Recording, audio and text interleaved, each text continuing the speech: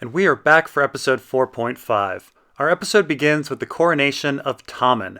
This is actually something we never see in the book. With Sansa fled, Tyrion imprisoned, and Jaime not yet arrived, we briefly lose a perspective on King's Landing. At some point, Tommen was crowned, but we aren't certain when. Now here we find Margaery flirting from afar with Tommen, which Cersei clearly does not like. Cersei's dislike of Margaery is consistent with the book, but perhaps for slightly different reasons. In the show, the most defining trait of Cersei is her fierce love for her children.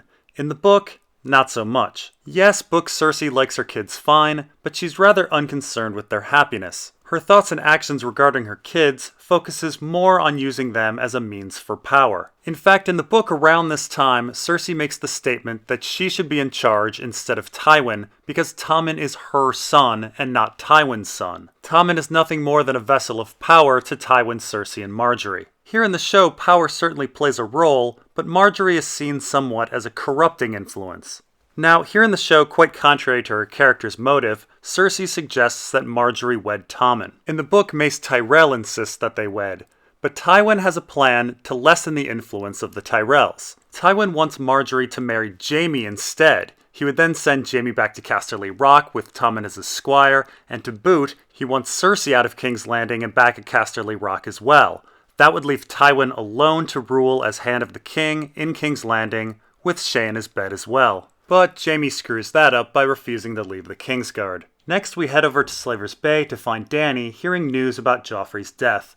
In the book, Dany still doesn't know Joffrey's dead. News takes a while to reach Slaver's Bay, and war brings fewer ships. And we find out that Daario has seized the Meereenese navy, giving Dany enough ships to actually get her army to Westeros. In the book, Dany has no fleet, and this is a rather important plot point.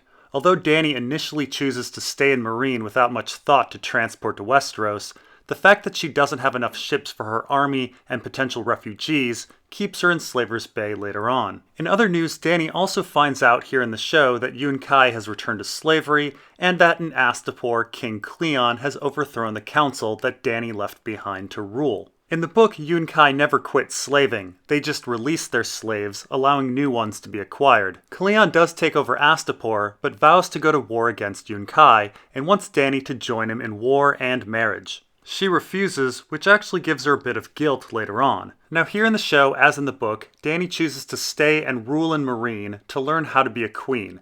In the book, though, she makes this decision after every one of her advisors tells her to leave Meereen. This is another one of Dany's odd, sudden decisions, which perhaps shows that her brain is being messed with. In the book, Dany seems to make sudden, rash decisions after having peculiar dreams. She has a weird dream and then stands up to Viserys. She has a weird dream and then suddenly wants to burn Mirri Maz Duur and her eggs. She has a weird dream and suddenly wants to leave her oasis city of Vaes Toloro. She has a weird dream and suddenly wants to murder the slavers of Astapor. And once again, she has a weird dream, defies all of her advisors, and chooses to stay in Meereen. Next, we head to the Vale, where Littlefinger and Sansa are walking up to the Eyrie. Now, as I said before, in the book, Sansa is first brought to Littlefinger's home in the Fingers. One significant thing that happens in the Fingers is that Sansa is shown a cave that a hermit used to live in. This hermit had the gift of prophecy, and Littlefinger's father brought Littlefinger to him when he was young. The point being, Littlefinger's father was interested in prophecy,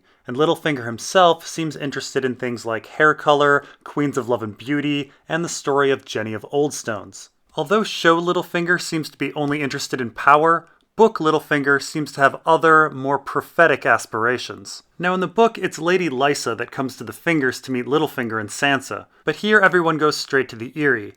Now one character that is absent here is Marillion. If you remember way back in Season 1 and Book 1, a singer follows Tyrion and Cat to the Vale. In the book, this singer gets in Lysa's good graces because he can lull Sweet Robin to sleep. And so in the book, Marillion accompanies Lysa to the Fingers, and then tries to force himself on Sansa, but is scared away by Littlefinger's crony Lothar Brune. Anyway, here in the show, Littlefinger and Sansa find Lysa and Sweet Robin sitting on their weirwood throne. The weirwood throne is a thematic parallel to Bloodraven and Beric Dondarrion, who also sit on weirwood thrones. It's somewhat important to remember that weirwoods contain the souls of the children of the forest, so they may be causing problems here. Now here in the show, my boy Sweet Robin is happy to see the return of his Uncle Peter. Book Sweet Robin is no fan of Littlefinger. He fears him, in fact, and knows everyone around him is just waiting for him to die. At one point, Sweet Robin even throws a bowl of porridge at Littlefinger, but sadly Littlefinger ducks. Book Littlefinger also puts little effort into winning Sweet Robin over. He largely leaves that task to Sansa. So here in the show, Lysa already knows that Sansa is coming. In the book, though, Lysa has been kept in the dark a bit. Lysa doesn't recognize Sansa, and Littlefinger doesn't clue her in until a bit later. It's a bit odd that Lysa didn't recognize Sansa or figure it out. Sansa looks like a young Lysa or Cat, but I suppose Lysa is a bit self-obsessed. Now, as in the book, Lysa pities Sansa for having to marry Tyrion, though in the book this is a bit more about her ranting about her own personal nightmare. She was forced to marry Jon Arryn, who she thought was a disgusting old man who smelled like cheese. Now here Sweet Robin tells Sansa that he once tried to make Tyrion fly out the moon door. The book, though, has made several references to there being a difference between falling and flying, so I do wonder if Sweet Robin is really talking about the moon door when he says he wants to make people fly. Here in the show, though, he is definitely talking about the moon door. Now next we have an extra private scene between Lysa and Littlefinger, where she reveals that it was she that poisoned Jon Arryn, not Cersei or Jaime or Sir Hugh, that knight that died at the Hands Tourney in the first season that Ned inquired about. No, it was Lysa. And Lysa was told by Littlefinger to send a letter to Cat back in the first book and season, which of course brought Ned to King's Landing in the first place. This is all the same as the book, though revealed later, right before Lysa's death. Now, as in the book, Lysa insists on getting married immediately. Here Littlefinger wants to wait to get dressed, and in the book he wants to wait for the other Lords of the Vale to come. Now Lysa's unbridled desire to get married to Littlefinger is a bit at odds with Littlefinger's supposed plan to acquire Harrenhal so that he would have the station to marry Lysa. Lysa never gave a damn about Littlefinger's station, or what the other Lords of the Vale thought, or any of that. She always just wanted to marry Littlefinger as soon as possible. So we have a big question regarding Harrenhal. If not an avenue to Lysa, why did Littlefinger acquire it? Now here in the show, Sansa can't sleep because Lysa's making too much noise during sex. This happens in the book as well, but keep in mind, Lysa and Littlefinger are married at the Fingers in the book. Littlefinger's keep is pretty small, while the Eyrie is huge. Next we get an extra scene of Cersei oddly recommending that Margaery marry Tommen. Again in the book, this is Mace Tyrell's insistence. Even Tywin notes in this scene that Cersei doesn't like the Tyrells. Tywin also mentions Cersei's show obligation to marry Loras. In the book, Loras is a Kingsguard and cannot wed. Tywin wanted to marry Cersei to Loras's brother, Willis, but Mace Tyrell refuses, thinking Cersei is too old. After this refusal, Tywin plans on wedding Cersei to Oberyn. Now here in the show, we have a ground-shaking plot point that the Lannister mines were exhausted 3 years ago, and that the Lannisters are in massive debt to the Iron Bank. I'm not sure how this piece of information could have been kept a secret, but it was. In the book, there is no exhaustion of the Lannister mines. Now I imagine this plot point was designed to set up an Iron Bank plot that never quite made it into the show. Tywin goes into quite a bit of exposition on the Iron Bank here. Now in the book, the Iron Bank is just beginning to become very involved in events, though it's hard to say the size of their influence yet. Next we get an extra scene where Arya is reciting her death list. On the show at this point, we have quite a few extra names, including Walder Frey, Tywin Lannister, Melisandre, Beric Dondarrion, and Thoros of Myr. The book names that are missing from the show are a couple of the Mountain's men, Raff the Sweetling and Dunsen. Next we get an extra scene where Sansa and Lysa are having dessert, and then Lysa starts interrogating Sansa on why Littlefinger is into her. In the book, Lysa definitely is onto the fact that Littlefinger has an obsession with Sansa. However, she doesn't confront Sansa until later. The scene does end with Lysa's idea that Sweet Robin should marry Sansa, which is the same as the books. Now I should mention that there is a theory out there that the winners of an old tournament called the Ashford Tourney represent Sansa's engagements. The winners were a Baratheon, a Lannister, a Tyrell, a Hardying, and a Targaryen. And in the book, Sansa was supposed to marry Joffrey Baratheon, Willis Tyrell, Tyrion Lannister, and Harry Hardying. Perhaps an Aegon Targaryen would come after that. Of course, the glaring problem with this theory is that Sansa was also supposed to marry Robert Arryn, Sweet Robin. But no Arryn won at the Ashford Tourney. Next we are off on the adventures of Brienne and Pod. Now there's absolutely no similarity between the show adventures of Brienne and the book adventures of Brienne, other than the fact that Pod is her companion. Here in the show, Pod is a bit of a bumbling doofus and Brienne is annoyed by him. Even this dynamic does not exist in the book. The The Brienne story in the book starts out with her running into a bunch of characters that will be important later on. She encounters the man who will become the High Sparrow, and a knight named Sir Shadrick the Mad Mouse, who is also searching for Sansa and later appears in the Vale. She also runs into a pious dwarf who is later mistaken for Tyrion and whose head is brought to Cersei. Now here in the show, Brienne is heading to the Wall, but in the book Brienne feels the best way to find Sansa is to look in Duskendale, Dantos' hometown. There she gets a long history on the city.